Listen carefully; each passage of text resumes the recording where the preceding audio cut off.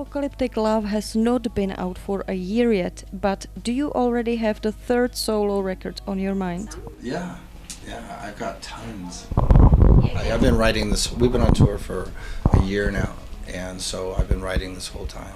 So I just record bits and pieces of things, and, you know, when the tour's over, I'll put it all together and, you know, start working on it. Some of it I've worked on with the band already, but it's good. It's going to be a good record. With Myles Kennedy and the Conspirators again? Yeah, and I'll do it with these same guys. Yeah, well, that's how it started in the first place, was I found Myles doing my first solo record. And he sang 2 songs, and I was like, this guy's fucking great, because I wasn't familiar with, I'd heard of him, but I'd never met him, and I'd never heard him sing, and he just sort of really shocked me. I haven't heard any really good male singers in a while, like rock singers, and so we did 2 songs, and I said, well, fuck, maybe he could sing all this stuff that I'm gonna do in my set, because I was putting a band together to do a tour. And so I asked him if he wanted to sing, and he said yes. And then I somehow met Brent Fitz, and then I had a bass player that didn't work out, and he introduced me to Todd. And it was like, we just fucking great band. And we went on the road, and we stayed out on the road for like a year and a half. And during the tour, I thought, oh man, I should just make a record with these guys. So it's sort of turned into like my band now. I've got, you know. That's pretty cool. Todd Kerns is a great singer as well. He proves it not only while singing Dr. Alibi on tour. What about a new song for him as the lead singer? I don't know. I mean, that's really up to Todd. You know, if he has a song, you know, you never know. If there's a song where it's like, oh, I want to sing that. But Todd is very Canadian. He's very, he's not outspoken in that way, so I'd have to go, no, Todd should sing this. So we'll see how it happens, you know.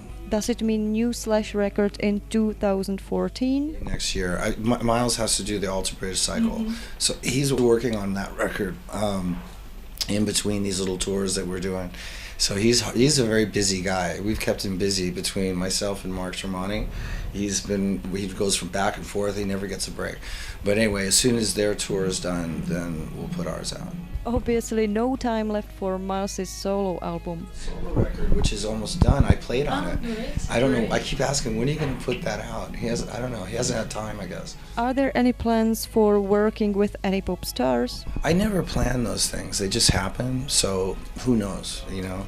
But there's never any forethought. It just opportunities come up, or you know, I meet somebody who's like a huge hero of mine, and we get to talking, and we talk about music, and next thing you know, we're working on something. So lately I've been on the road so much that I haven't had time to do much of anything. The last record I played on wasn't a pop record. It was a Jerry Lee Lewis record, and I haven't really done much outside work since then. So it's more the classic rock and roll and country, right? Would you, for example, work with a Lady Gaga? No, I'm a little choosier than that.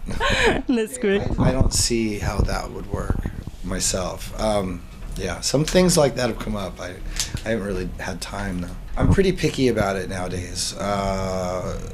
You know, because like I got an offer to play on a very popular pop artist record, and I always say, send me the music first, because I don't do it just to do it. I do it because there's something I can contribute to it musically, and I was like, I can't play this. You don't need me to play on this, and so I didn't do it. So it depends on the music. Any other projects in the works? Well, I produced a horror movie, and Myles and I did a song for that movie. And it's really good. It's different though. It's very slow and it's very dark, but it's a really cool song. And that's part of a movie that's coming out this year that I produced called Nothing Left to Fear. Slasher Films is working on it for some time now.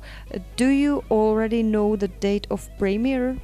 Well, I mean, it just finished. Now it's going through some of the internal screenings. It should be out. I'd say probably either summer or fall. We might do a screening of it when I get off the road somewhere, but maybe South by Southwest, or I might be too late for Toronto Festival. We'll see. Now, let's turn the chapter. We are in Prague, so it is a must to mention Randy Blythe. What do you think about this sad situation? Well, I mean, I know as much as I've been told from everybody I know in that camp, and it's a strange, unique situation. I think that when he first came over here and he put up his bail and they never let him out, and he kept paying, they kept paying it and paying it, paying it, and they never let him out. I was like, what the fuck is going on there? I mean, that's a whole different type of I don't know, law to me, where, you know, it's just different. And so finally they let him out, and now it's actually going to trial, and I really don't think he in any way, shape, or form is guilty. So they're gonna, you know, let this thing run its course, I suppose. And, you know, because the judicial system here is so different, that he was able to stay in jail here for so long, who knows what the verdict's going to end up being. It's hard to say.